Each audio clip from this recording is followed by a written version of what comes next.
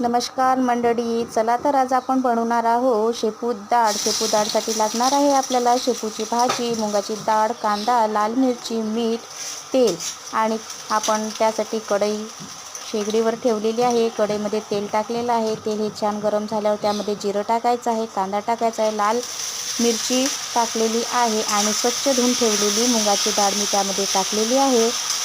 मुगाची डाळ ही चांगली परतून घ्यायची आहे आणि बारीक चिरलेली शेपू ही चांगली स्वच्छ धुवून पाणी निथळून ठेवलेली होती आणि ती आपण त्यामध्ये टाकली आहे.